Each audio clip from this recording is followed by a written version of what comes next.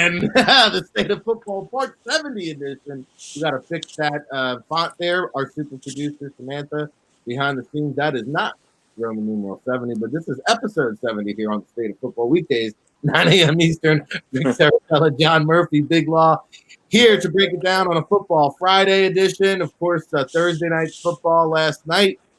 Packers taking care of business, as we all predicted, against the 49ers. So I maintained my one-game lead over Mr. John Murphy. I'll try to make up some ground here with our NFL selections in the latter part of the show. We're going to get it started with some college football action first off. And, again, John Murphy down in New Orleans, VP of Player Personnel of the Toronto Argonauts, with us each and every day. And, oh, by the way, tomorrow for the NFL Draft Tailgate Show, 10 a.m. Eastern, we got Big Law, Lawrence Johnson of Woo World Radio and his new show on Friday night, 6 to 7 p.m. We'll talk about that and everything that he's doing on the podcasting, video casting world.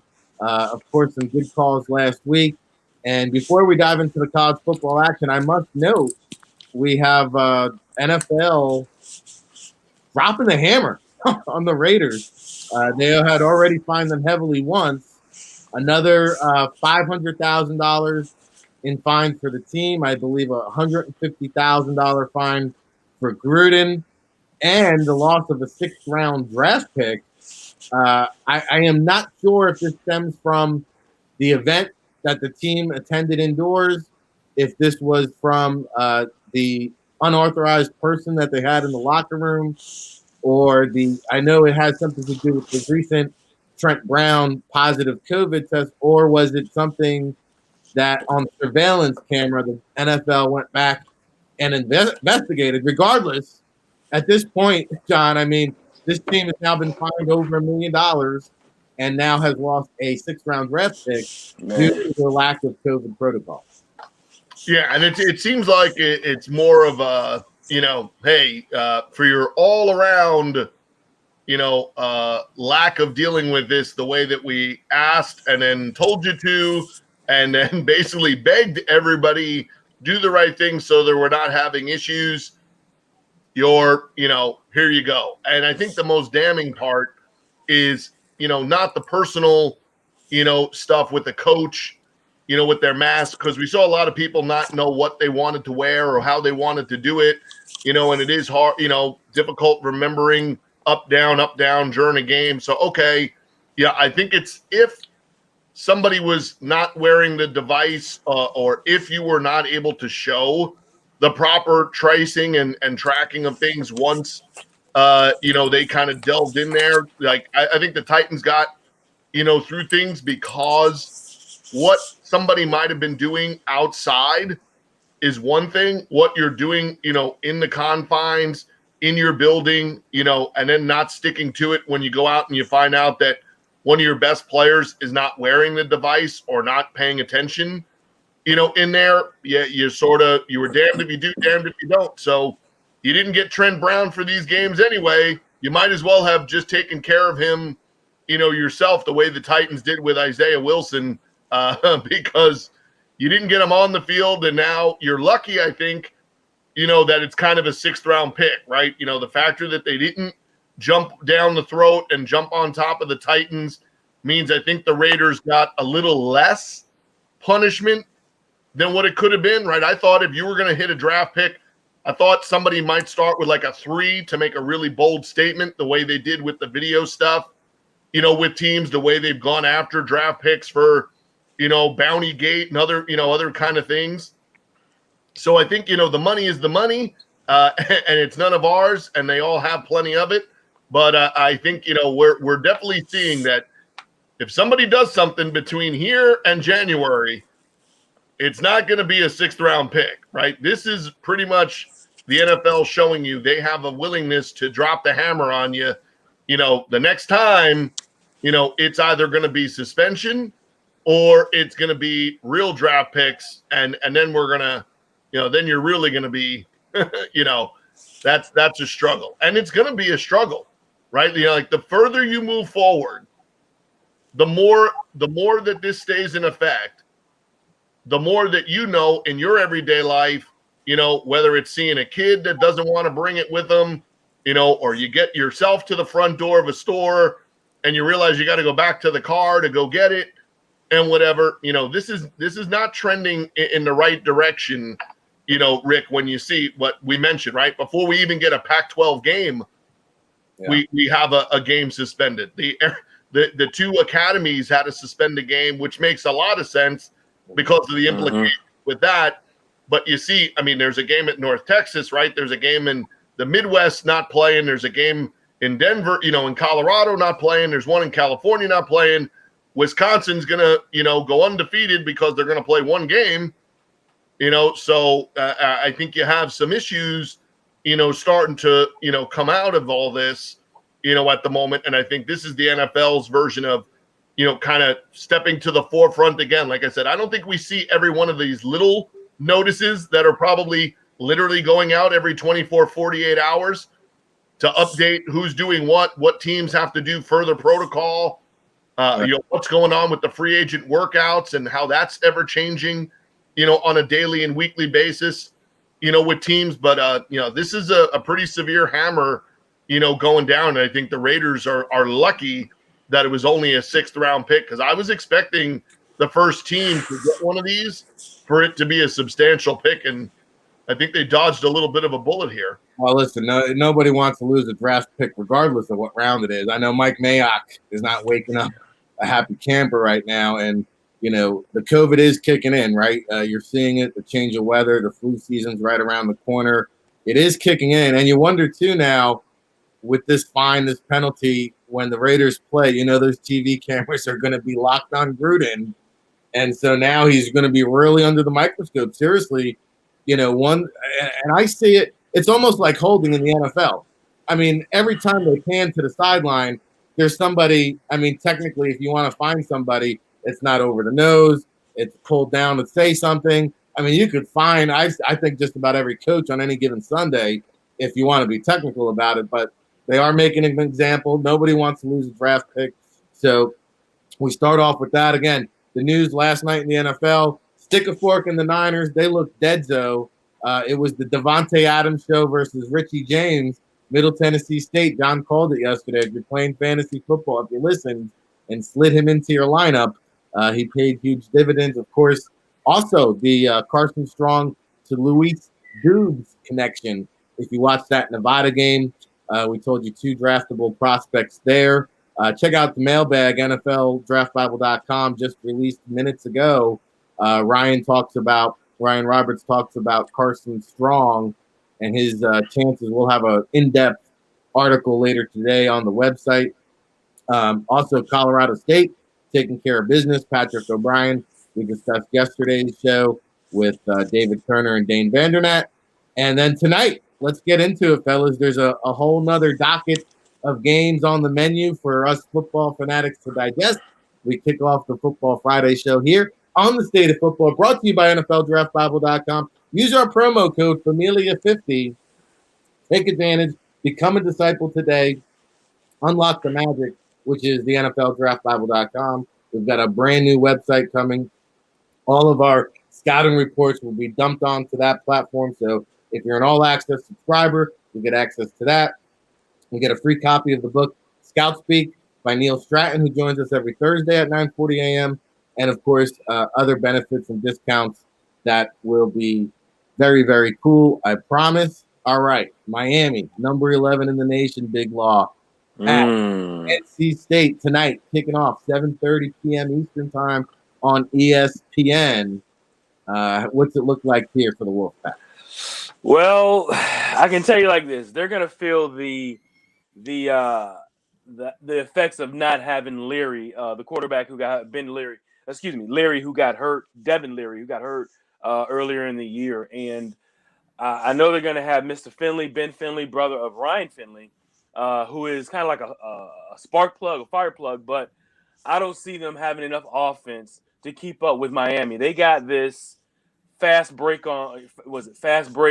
football on grass, basketball on grass kind of an offense, and I don't see them keeping up with them. I know Aleem McNeil, who is an all-world nose tackle, who is great at controlling the center of a defensive line, offensive line, and I don't know, when you run that kind of an offense, that's the kind of thing that wears out those big boys. You got to have guys going in rotation, and Aleem McNeil can only be so effective, when you're running a play every 20 seconds, every 15 seconds, and that's what you need to do is to wear the big boys out. And Miami is one of the best, in the world when it comes to this quick offense. Let's go get it going. And Derek King, who I don't think he's getting enough credit. I know that he's a name that a lot of people know, but I don't think he's getting enough credit for being as good as he is. And he's really running that offense to a T, almost similar to how Kyler Murray would run Kingsbury's offense to a T,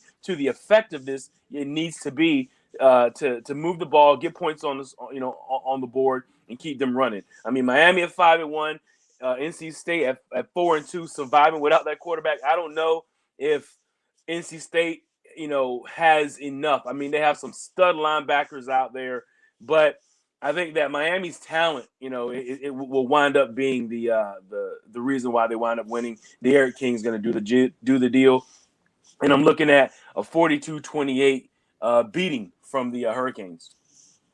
Sounds about right. Derek King is playing at a much improved level, and we'll see how that pans out for his draft stock. I know currently he carries the 7th round grade there on the NFL Draft Bible Big Board.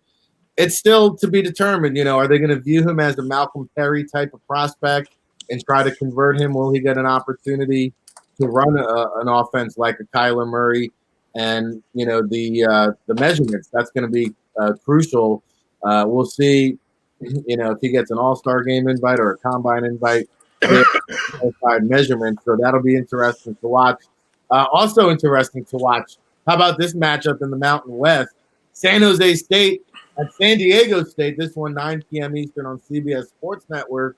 And if you're a fan of the website and you've been tuning into Scouting the Nation every Monday, we've been talking about these Spartans who had a chance to go out and visit the San Jose State program last year. And we talked about the wide receiver, Bailey Gaither, expected to run in the 4.4 range. Very productive, circus-like catches. He's an acrobat. And then, oh, by the way, Nick Starkel, who started there at Texas A&M as a freshman, winded up over at Arkansas, now at San Jose State, 3 different schools, 5 different head coaches. The journey has been long and arduous. But what about the San Diego State safeties? We had a question come in on Twitter yesterday. Hey, how come these guys aren't getting enough love? Tariq Thompson and Dwayne Johnson, who have been playing extremely well in that secondary for the Aztecs. So Bailey Gaither should probably see some double team coverage with some help over the top from these safeties. Any weigh-ins or takes there on the San Diego State duo, John? Yeah, I think, the two places that you've seen a lot of improvement, which, probably is leading to their success is, they're not giving up big plays down the field. And then their offensive line is playing as well as any unit, individually in the country. And they're much improved as a run team. I mentioned it last week, whether it's Zach Thomas at right tackle, the Nebraska transfer, Greg Bell, who kind of disappeared, from college football after, going for the JUCO route. And he's one of the top JUCO running backs in the country. Fastest guy in and out of Nebraska, 108 yards in his first game. And then by week 5, he was no longer part of the program. Seems like, whatever went on there at Nebraska, he's, kind of taken time off and kind of resurrected himself a couple weeks ago at 150-plus yards on 22 carries. So I think the two areas that San Diego State has seen much, much improvement is their secondary, but also their offensive line.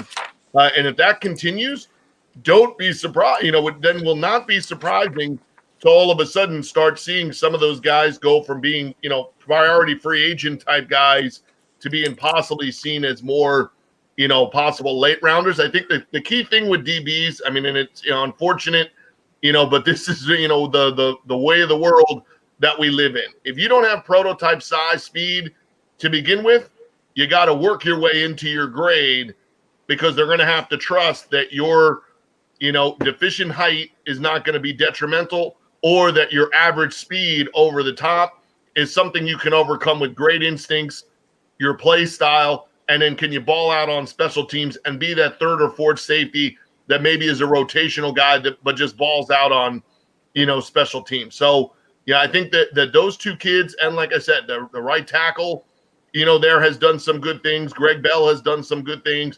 And again, the factor that routinely, in the past 10 years, I mean, there's no more Marshall Faulk, right? There's no Jeff Garcia, and things like that. But routinely, those are two teams that, have found their way to an athlete quotient guy or a very productive, player like an Alex Barrett, guys that can make NFL rosters in there. So it's good to see both of those programs kind of on a better track.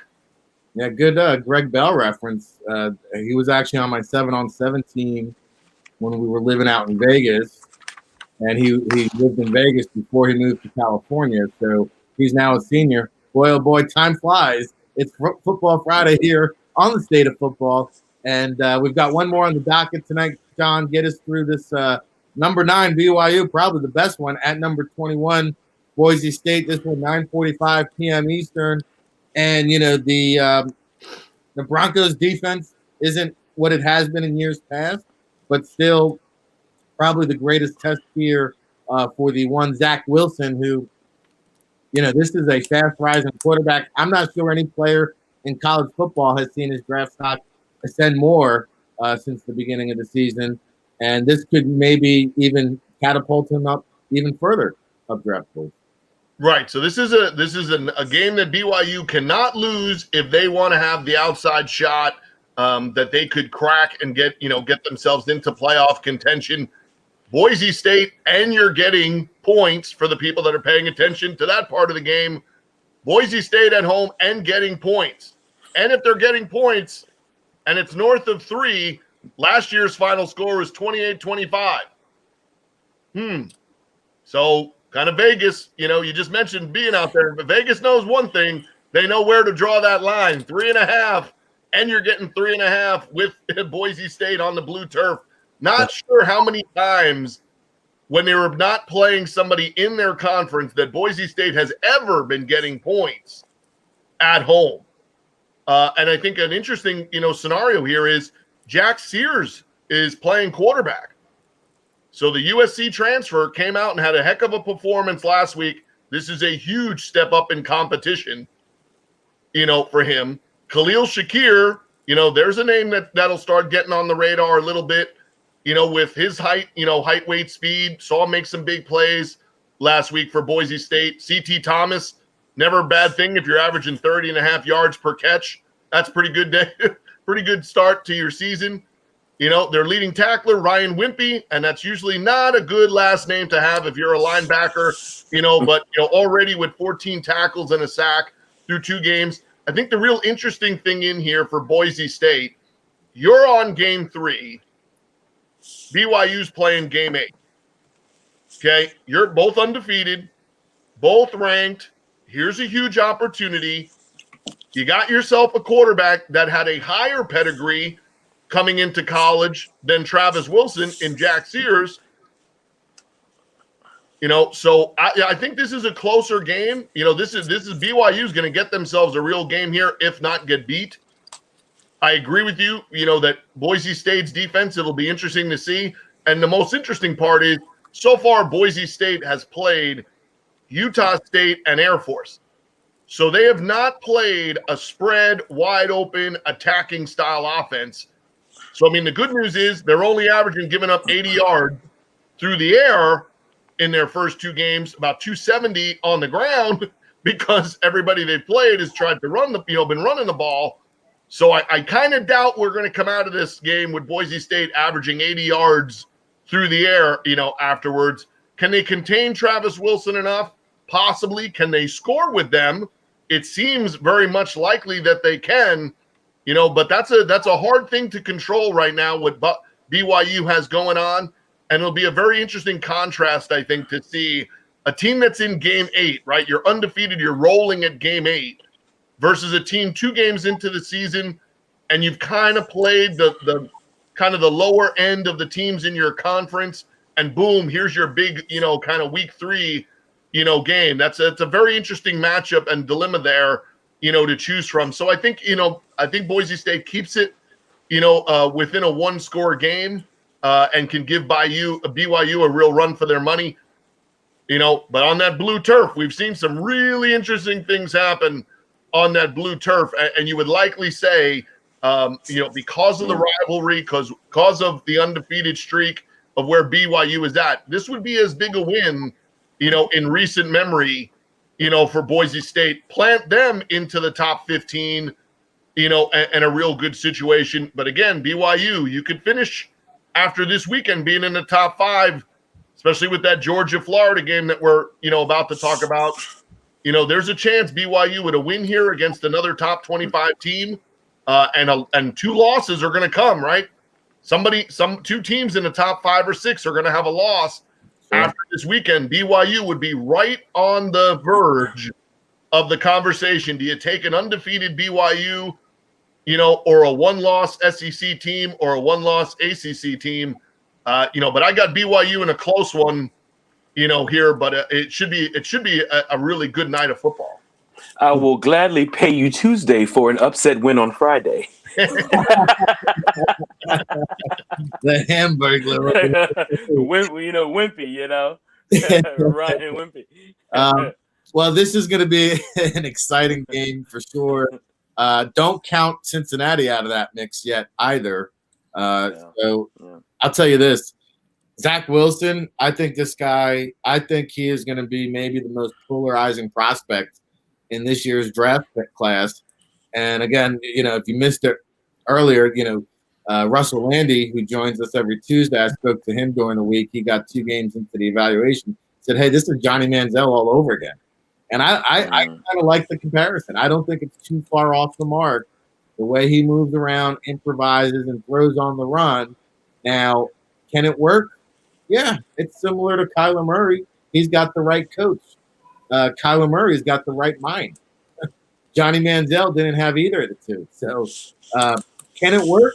Sure, but, man, it's a risk-reward type of proposition. And if you're an NFL GM and you're taking Zach Wilson in the first round, who would probably at that point still be the 4th quarterback off the board, that kind of investment, you're basically saying, hey, I'm going to ride or die with this guy. Now, on the opposite end of the spectrum, all it takes is one owner or one all-in GM.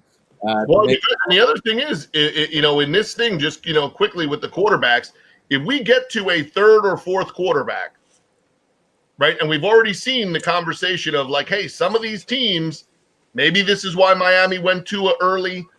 This is why the Jets, leave Darnold in the game and play him to the finish. Same thing with Daniel Jones. Don't trade the assets because what you were going to get back for Ingram or Golden Tate wasn't enough to not keep putting Daniel Jones out there every week with the best unit you can. Because what if you're sitting there with a top 5 pick unexpectedly, and all of a sudden here you are with Trevor Lawrence, and you have to compare what you have to what's available? Because could you, this is a lot of hyper speculation, depending on what you see, can you draft Trevor Lawrence and then trade of the guys available, Tua, and then probably Darnold, and then probably Jones, in that order? But if you're the Jets, could you get at least something for Darnold if you drafted Lawrence? Can you get something for Tua? Well, for sure. Yeah. Tua, you could, and just remember how much people have given up for Jared Goff, right? How much those quarterback trades have, been worth, to clubs. So the thing for whoever that, and right now we think it's more Trey Lance or Travis Wilson or someone else. But the good news could be, what if you're like Mahomes and you're in that group of guy and you're the 3rd or 4th guy, which only because we're dealing with Trevor Lawrence and Justin Fields, are you the 3rd or 4th guy? And Patrick Mahomes was either going to be a Kansas City Chief or a New Orleans Saint. And guess what? His career was on the right path when you got those 2 teams fighting to trade for you because of the setups that they had will we look at it 3 to 5 years down the road and say that Trevor Lance turned out to be as good as he could have and better than one of the other guys? Same with Travis Wilson, because they ended up having a playoff caliber team, and it's easier to move from the mid to late 20s to the 10 to 15 range than it is to move from 10 to 1. Well, it's interesting, too, how quick the modern day GMs, the younger GMs, and really a lot of it is with the modern day media, too, calling for these quarterbacks. I mean, you used to give a guy 3 years to develop and actually make it. You get 3 quarters, 3 games. It's unbelievable. 3 and drives. Don't get me wrong. I've seen what I needed to see from Daniel Jones, and no, he ain't a franchise quarterback, but I knew that coming into the league. But at the end of the day, it's not just quarterbacks, or it's not just football. You see it on the regular, right? One kid comes out, drops 25 in his first game, and suddenly he's a first round pick in the next NBA draft. No one's talking about the fact that he shot 6 for 25 to get to that many points. You see it, somebody wins the home run derby, and suddenly they think he's a great hitter, and he's batting 250 with 50 home runs. Okay, so he's good at one part of the game, doesn't make them, the next big thing, but it makes it the next big thing for that moment. And I think the way we cover sports, right, or we cover everything, is so minute to minute, next big thing, be the first one. Say it that like, hey, guilty as charged, right? You watched that LSU game 2 weeks ago. I don't need to watch Miles Brennan drop back and hold it for 7 seconds and can't run versus TJ Finney drop back and make a play and run around against South Carolina to say, hey, in today's style of game, I'm going TJ Finley over this. And I'll give you the last one. It's not really a hot take for the moment at 8:40, 9:40 on a Friday. When you're mentioning these ownership groups and, the young GMs and the young guns that, that are the OCs and whatever, don't be shocked when there's at least a few teams that are saying that they would take Justin Fields. Right? Yeah. Is it going to be 32-0 Trevor Lawrence? I don't think so. No, and everybody has a different flavor that they like. They got different styles, and hey, I think Lawrence and Fields is going to be a debate. I think Trey Lance is going in the first. For whatever it's worth, I think Dwayne Haskins might catch a day 3. I think Arnold catches a round 3 pick at best. Daniel Jones, maybe you get a second, not much more. But let's transition because we've got a lot to cover, only 20 minutes to do it.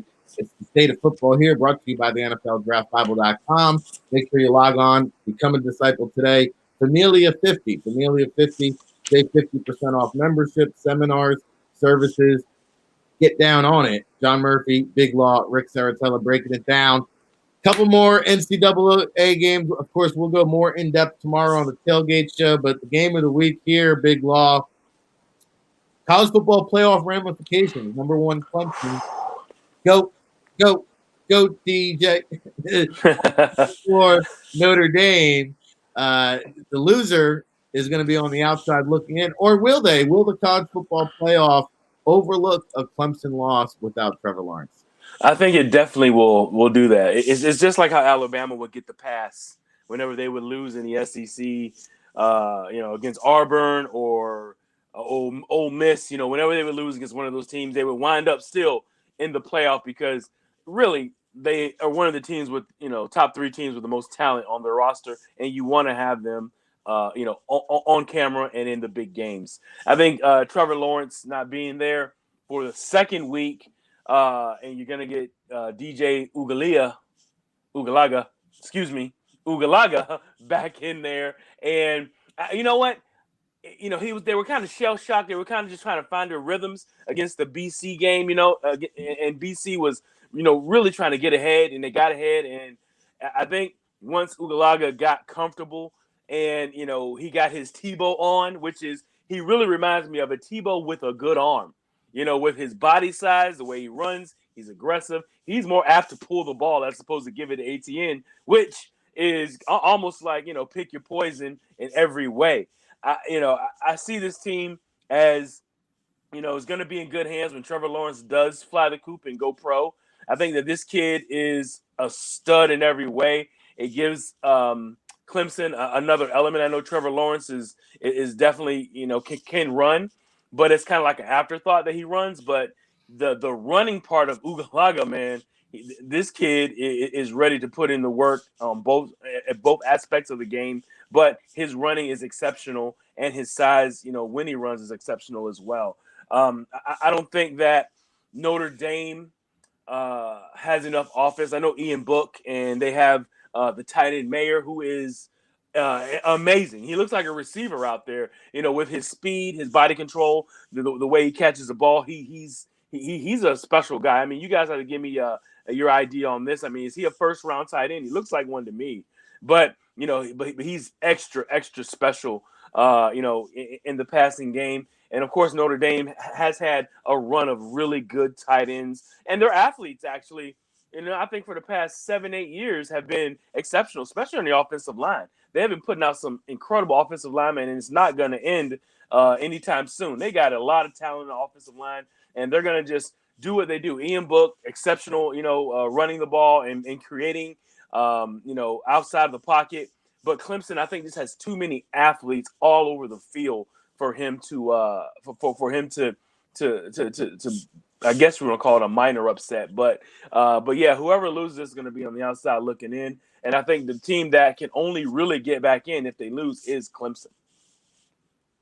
Yeah, I don't think a one-loss Notre Dame team is getting into the playoffs, so we'll be keeping a close eye on that game for sure. I agree with you, Big Law. I think Clemson takes it, and of course Notre Dame sitting at number 4. John, you talk about BYU, we talk about Cincinnati, or would it be number 5 Georgia getting back into the mix? They can pull out a win at number 8 Florida, one of the best games of the season that we have on paper so far. Yeah, and I think here we go again. What Georgia has proven thus far this season is against everybody else, they're a top 5 team. Against another top 5 team, they're not a top 25 team.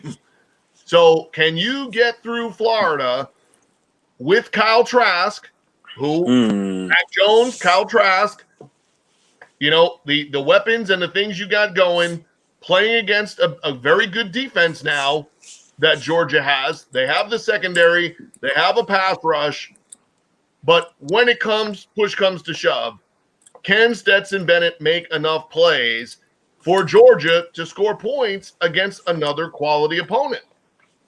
And so to me, that's where the ball game lies is, if a lot of other things are very similar, Kyle Trask has not been really outplayed, wasn't really outplayed, in their loss.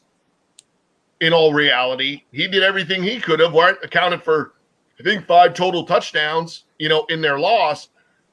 To me, that's where Florida has a big, big advantage. Georgia is at home. That's normally a difference maker, but we know with everything going on, it's not going to be, a total sellout, crowd there. So to me, this is a game that Florida should be able to now bounce themselves back, and be considered more of the top 5 team, which is what we kind of thought they were. And Georgia is more, a 10-15 team overall because you're playing with a system quarterback who cannot win the game just by himself. Georgia could run the ball. Georgia could do some play action stuff. You could win that way, and that's a lower scoring contest. To me, if this gets into wanting to be a mid to late 20s or higher type game, which we've seen a lot of the SEC games start going in that direction, and stuff. Here's where I think Florida could, second half, by time it's all said and done, just have a little extra, like kind of too much firepower, there for Georgia. So for Georgia to win, I think you have to control the 2 lines of scrimmage. You got to somehow force Trask into some turnovers, which for his high amount of statistical, stats they're putting up there, he's not a turnover machine. but you got to get him off rhythm, get him off this point, because here's his issue for the next level. He's an average athlete who is more of just that pro-style, prototype quarterback, just drop back, type guy, shotgun type guy, but not somebody who's going to make a lot of, things off the schedule, and not a guy that's going to really move around the pocket, and make plays that way. He'll hold on to the ball. He'll stick in the pocket. He's got good toughness, got a good enough arm, but here's a team like Georgia with that defense who could make Kyle Trask look normal. If that happens, Georgia has a much better chance of winning the game. I'm leaning toward Florida, because of the firepower and what we've seen. But if Georgia's defense learned anything from that first game against Alabama, and there's a lot of examples on the field there for things they could do better, there was a time early in the first half and into the, second and parts of the third quarter where Georgia was, giving it as good as they were getting it from Alabama until the offense took over. And Georgia doesn't have the answer for it right now with how they're playing offensively. So I got Florida, but I think Georgia can keep it to be a better game than some of these games we've seen in the SEC, where I think there's a little more room for this being more of that, 27-20, the 27-23, matchup than it just another 49-42, SEC game that we're very much not accustomed to dealing with the factor that, in the SEC, it's normally, a lot of run game and take the under, and so far it's been a score fest, in the SEC. That might change, here, but this is Florida's shot, right? You win this game, you have a chance to put yourself back in the mix. And to me, Georgia, unfortunately, even if you win this, I think they're going to look at you the same way that I am. And it would be real interesting to see. Would you take a one-loss Georgia team over an undefeated Cincinnati or BYU? Cincinnati's offense is a little. You got to get used to it. It's not everybody's flavor of the month, though. The way that Cincinnati runs that offense, but an undefeated BYU team with a Heisman candidate quarterback, it would be really interesting to see. If they wouldn't give a team like that a shot over a one-loss Georgia team. Well, I think a Florida win over Georgia, they may even leapfrog Texas A&M and go into that top four if Notre Dame lose. If they beat Georgia, there's the 4 team, the 5 team, and then they leapfrog Texas A&M and Cincinnati. I could see that scenario. I'm just wondering tomorrow, is Ryan Roberts going to kick off the show by singing the Notre Dame fight song? He'll be wearing a Notre Dame shirt, I'm sure. That's tomorrow, 10 a.m. Eastern, by the way, the NFL Draft Tailgate Show. We will go through as many college football matchups as possible and preview all the top prospects. We are now going to do the top NFL games of the week here on the State of Football, brought to you by NFLDraftBible.com. I do, just as a reminder here, what are we on, week 8 or 9? Ric Serritella holds a lead over John Murphy for the NFL pick standings here. So we will let the second place person go first. We've got the Baltimore Ravens 5-2 at Indianapolis Colts 5-2. John, this is really a make it or break it game for the Colts. Either they're going to announce themselves as contenders or fall back and be the pretenders if they don't knock off the Ravens at home. Yeah, and again, there's a lot of these games this week where both teams are walking into it with a variable, in terms of the Ravens now coming off, losing to the Steelers. So you even have the Ravens at 5-2 having to not prove to anybody else, but maybe prove to themselves, what are we doing against better teams? Because we seemingly see a different looking Ravens squad, against some of these teams that are equal or better. Colts had some winnable games early, games that are the reason I'm one game behind. Thank you very much, Colts. Thank you very much for that early season. Thanks so much, Phillip Rivers, for your early season turnovers. However, now you got Rivers on a little bit of a, what they thought they were getting, right? He's got 7 touchdowns and 1 interception. Last week you thought for sure this would be another Jonathan Taylor coming out party. You don't get Jonathan Taylor, you get Jordan Wilkins going for 90 yards, on the ground. So Naeem Hines doing all of a sudden, right? So now you have 3 guys. Naeem Hines. Yeah. So you have 3 tight ends. NC State. So on certain weeks you're getting Doyle, another weeks you're getting Mo Alley Cox, not getting rebounds anymore, scoring touchdowns, and then you're getting a 3-headed running attack. They have the offensive line that could give the Ravens front at least a run for their money and not have it be, just an all-out blitz fest, against them. And the one thing that the Colts have going for them is that defense, how he's playing it, how they're playing with that confidence. And now the Steelers have given you a blueprint of how to play. Mm-hmm. I'm really looking at last year's MVP. This game is riding a lot, literally, on Lamar Jackson's shoulders, because I think I'm more confident in the Colts winning this game at home, because it seems like teams have figured out what to do against Lamar Jackson, not on the running side of it, but on the passing side of it.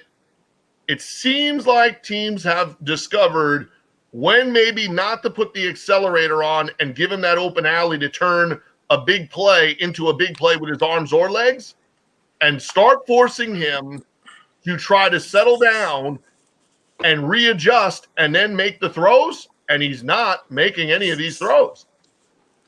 So to me, the hesitation is the possibility that there's no T.Y. Hilton. Can the Colts score enough? But I think what you've seen of how the Colts defense has played in the past month, this is exactly where they wanted to be. Yes, they could be 6-1 or 7-0. We leave that for another time.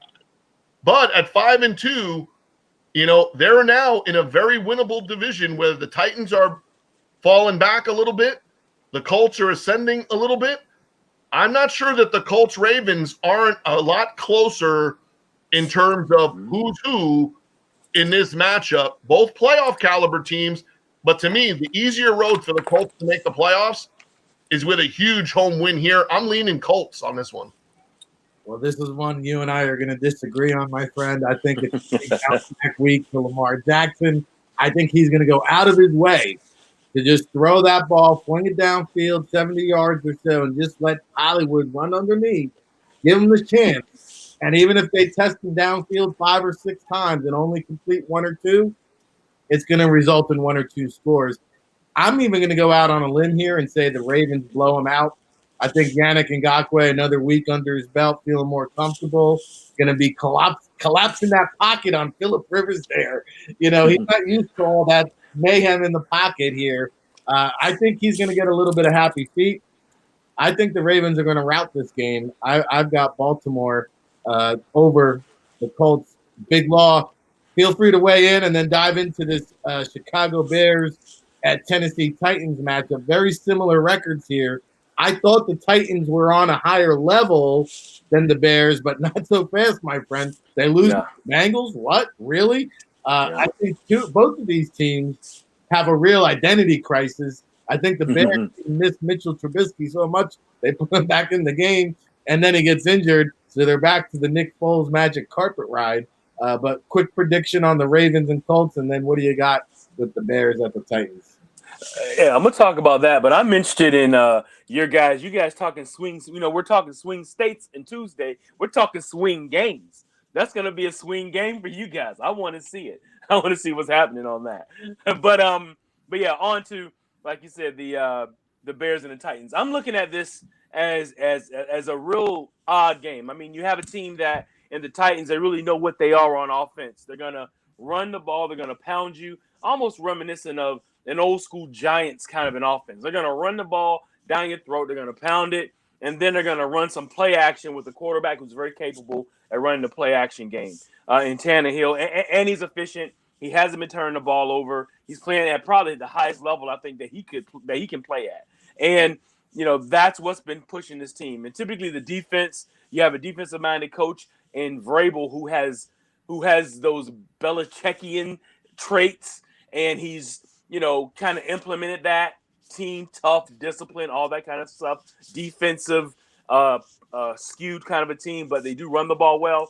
So I don't know if the Bears, and Nick Foles can really overcome all of that. Now, the caveat I just said, the Bill Belichickian side of Vrabel. Can Nick Foles activate his superpowers, okay, and channel some of that Brady Belichick, power that he has, and become Super Foles, again, and do something, because maybe he's seen these defenses, he's seen some of these schemes, So I don't know. I really don't think the Bears have enough firepower. They're not running the ball well. They're the passing game. I mean, the offensive line. I mean, I know that the Tennessee Titans are not getting to the quarterback as much, but I think that they can really take advantage of this offensive line of the Bears, and they're just going to give Foles, who's not mobile, and I think he'll have some issues, with some of the heat that some of the schemes that they're going to bring to him. But overall, the bottom line is they're going to run the ball. Tennessee is pound him, play action over the top with Brown. I'm just looking at a 10-point win. Well, no, let me take that back. 24-17. I'm gonna go there. I'm gonna give a little bit more respect to the Bears. And I think Tennessee should win this, but I'm not so sure. I think it comes down to the very end, the last second field goal. I think the Titans escape. And again, you're right. There's not much firepower outside of Darnell Mooney. There's really not a lot to be excited about with the Chicago Bears. But as you mentioned, if Nick Foles throws on his Power Ranger suit, it could be a whole different ball game. Because the Bears do have a defense now. They are somebody who can chop down that Derrick Henry tree, right, and put a kibosh on that. And if Ryan Tannehill has, reverts back to Smiley Smurf, what do you call him? Jokey Smurf. It's a surprise. Yeah. Hey, you don't know this game. You don't know what this is going to be wrapped up as with the Bears at the Titans. A battle of two teams in the playoff contention, one in the AFC, one in the NFC. Very similar big law to the Seattle Seahawks, 6-1, holding on for their lives in the NFC West. That is so tough. Going across the country now, if this was at Seattle, I'd give them the easy victory. But going to Buffalo, who's also 6-2, to me, the Bills are more of a Dr. Jekyll and Mr. Hyde team where they win the games, but sometimes the offense doesn't show up. This offense could look really ugly at times. And you never see the Seattle offense look ugly. But that defense sure can at times. I think they get Jamal Adams back this week, but they still have no pass rush. In fact, he's probably their best edge rusher. So how do you see the Seattle Seahawks at Buffalo Bill showdown, a battle of two first-place teams here on Saturday? Yeah, the Bills are starting to get that run. They're leading the AFC. In the AFC East. Finally, they got their quarterback. He started off on fire. Okay, Josh was looking like the top round, the first round pick that everybody dreamed that they were looking for, the replacement for Jim Kelly. But he's come down. He's kind of turned back into Josh, and I'm not thinking that he's in sync with any of his receivers. I know that it seems like he's forcing the ball to Stephon Diggs. Stephon Diggs, the diva receiver out of Maryland, who's a stud. But you got to be able to give him the ball. I think that he's having the quarterback, meaning having accuracy issues right now. He will run the ball on you. They're one of the top running teams. Had a great running game last game, but Seattle, who does actually do decent against the run, but the pass rush is something that it's almost like their weakness against the other team's weakness, the pass rush against the passing game. So, whose weakness is going to be better, when it comes to Seattle's defense and the offense for the Bills. On the other hand, like you said, Russell is all world. Russell, I mean, he's running, I want to say, what is he has 26 TDs, and he has a 126 rating right now. off the I think he has charts. 29. Is it 20? Oh man, off the charts right now. You know, and He's just he's making a run at the single season Tom touchdown. Brady, right? The Tom Brady record that he had when he had Randy Moss, and DK Metcalf is a Megatron or an TO in one kind of a thing. You know, he has that speed, the size, the power, everything that you want in a receiver, and he has a great attitude. So you don't got to put up with the diva-ness. I haven't seen any of the diva come out in him. So I'm looking forward to him. And then Tyler Lockett is still burning people, getting open, looks covered, but the kid just has an extra gear. He's catching everything before he has some holding on to the ball issues. But great job. And for with Russell Wilson just spreading the ball around, you don't know who he's going to get the ball to.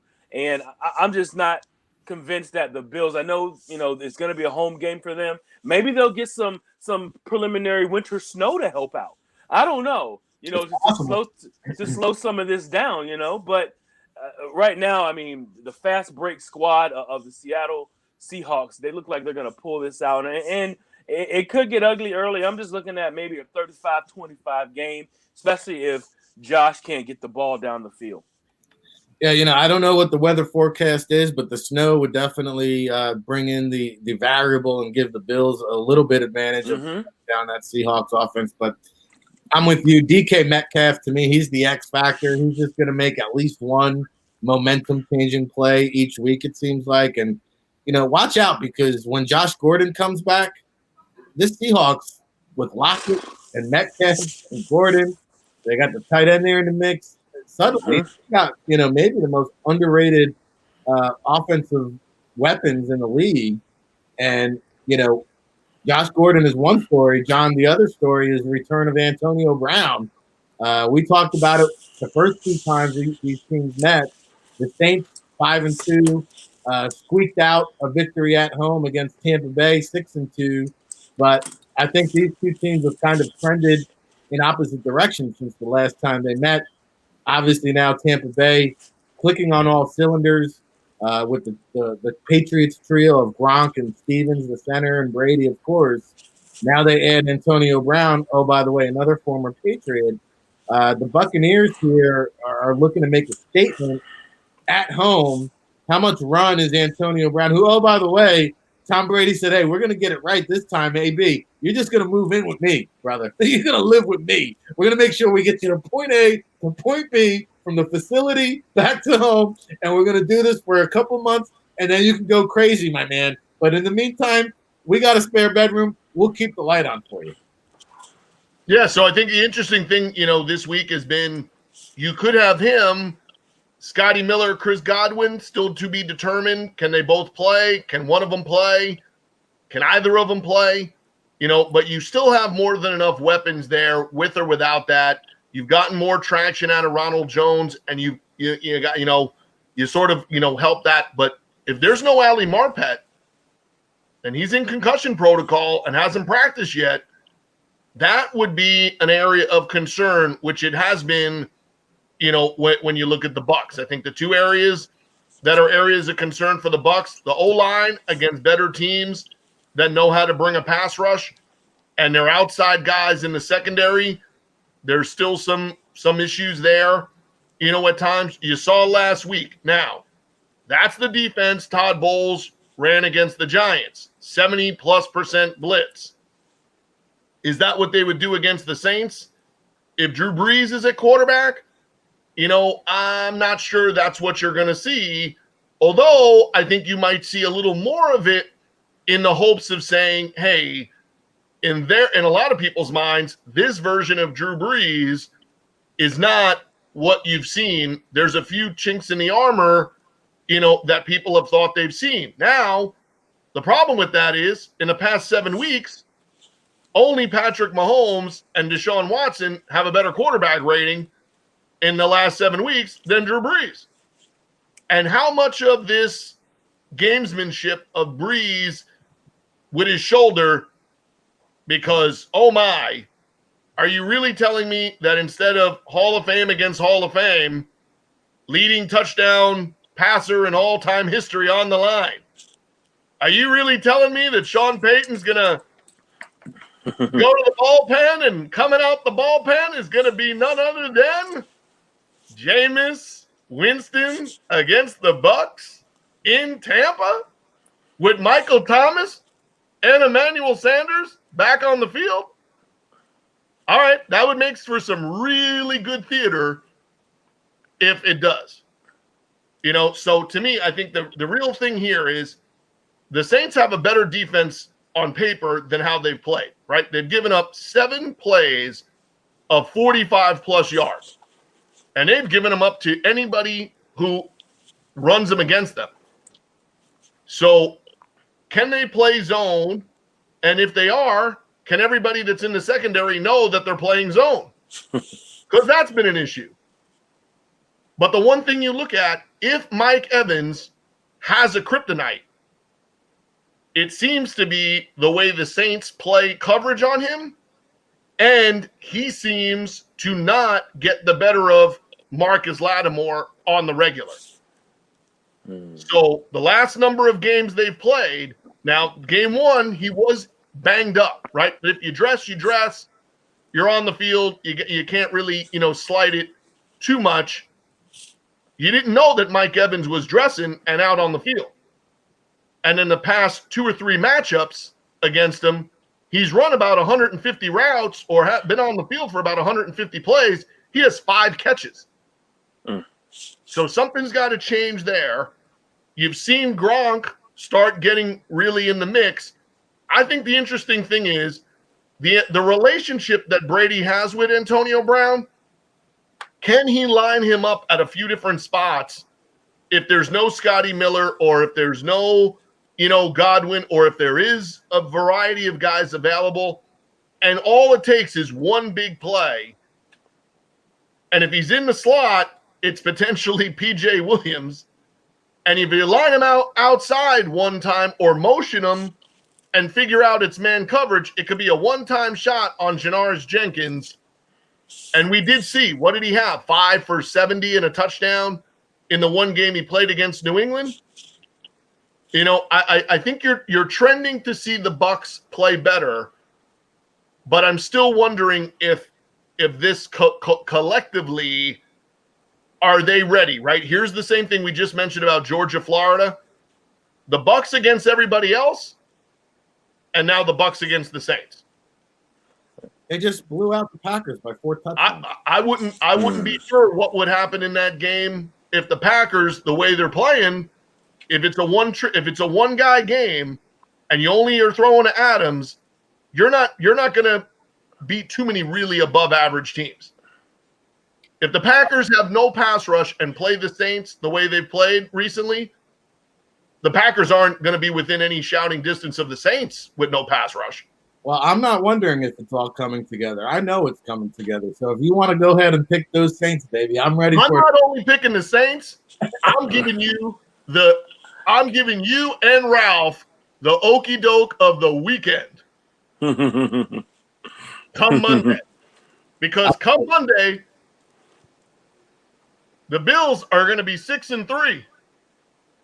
And come Monday, the Dolphins are going to be 5-3. Well, I'll tell you what, the Saints are going to be 5-3 as well because Antonio Brown, he will be on this week's SportsCenter Top 10. He will be on Randy Moss. You got Moss. There's going to be an Antonio Brown sighting there in Tampa Bay. And I got news for you. This team is marching straight to the Super Bowl. Here we are in the midway point. Mark this down, Samantha, for the archives. November 6th, 2020 at 10:11 a.m. Eastern. The Bucs are marching. They're not losing again. Right into the playoffs. There you go. 14-2, Tampa Bay. Book it. And we'll come back Monday to talk about it, break it down. Looks like I'm going to gain at least 2 games on my first place lead here. I'm excited about that. Big Law, you got some big news. Whoop Radio, a brand new show. Tell the people about it. Yeah, I'm actually down here in Hampton Roads. You guys, a lot of us are familiar with who the Wu-Tang Clan is, worldwide music, entertainment, talent all over the place. They're also a business conglomerate. You know, they have a lot of businesses, real estate. They have all types of businesses all over, and they also have a radio brand which is called Woo Radio. So they're opening a studio here, and you know they're gonna have a lot of variety shows. But I'm gonna be the sports personality. Me and my buddy Hilario de Guzman, we're gonna be the sports personality and sports shows for the brand. It'll be called Woo Sports Radio with Big Law and the Goose. So we're gonna have a good time with that. It'll be airing every Friday from 6 to 7. Of course, I still got 7 City Shop Talk, which is my personal brand. But you get an opportunity to work with the brand and something with the Wu-Tang behind you. You're gonna jump onto that. We talked about it, saw me out a little bit, and thought it'd be a good fit. So. And then opening a branch down here in downtown Norfolk and Hampton Roads in the 7 cities, I think is a good fit. So it'll be sports, but it'll be a little bit more of more variety in there as well, fashion and uniforms and stuff. But we're gonna talk about sports and some music naturally because it is the Wu-Tang Clan and Woo Radio. But we're gonna have a good time with it. But yeah, every Friday 6 to 7. Download the app if you get it, guys. Download that app; it's free. Yeah, where do you go? I saw they're on Twitter at Woo World Radio. Mm-hmm. And then can they download the app on the website? Is there a website we can drive them to? We can drive them to, WooWorldRadio.com. There you go. WooWorldRadio.com, and then you also have an app. The app is probably the easiest way to get it or the best way to listen to it. All right. Exciting stuff. Woo is for the children. That's right. Woo is for the children. Absolutely right.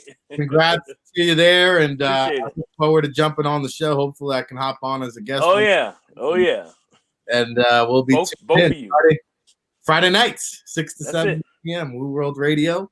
Of course, my co-host 6 days a week here, 5 days on the state of football, and then tomorrow's show we've got the NFL Draft Tailgate, 10 a.m. Eastern, coming at you.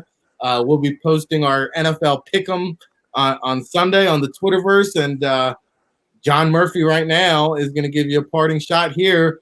Oh, by the way, Part 70 edition, our 70th show in the books here on November 6th, John. Yeah, so we're still waiting. Somehow people are still counting ballots. Chick-fil-A. You could have gotten the people who designed the Chick-fil-A line to get you in and out. Can you not use that design to count ballots a little quicker? Mm-hmm. I mean, American Idol can count 70 million votes when you come back from commercial. Can we not get some of those people in the mix? You can vote 10 times. You can vote 10 times. Can we not get some of those people in the mix? So evidently, we're going to go to the weekend. We're going to go to the weekend counting votes. So in some states, Biden's winning and Trump is trailing. In other states, Trump is leading and Biden's trailing. And right now, I'm going into the weekend down by a vote. Swing games. I'm giving my vote to a state that doesn't deserve any voting privileges, and they don't deserve the good football team that they have either. You heard me, Turner. And this weekend, we don't know what's going to happen in Arizona, but we know one thing's going to happen. Ric's love affair is going to come to a crashing halt on Sunday when the Miami Dolphins go to Arizona and out the victory. That's going to be interesting. And I'll tell you why it's not happening. Not because of Kyler Murray, because of my man Chase Edmonds. Unless Chase Edmonds shows up on Sunday as a DB. Hey, you want to give him Richie James last night?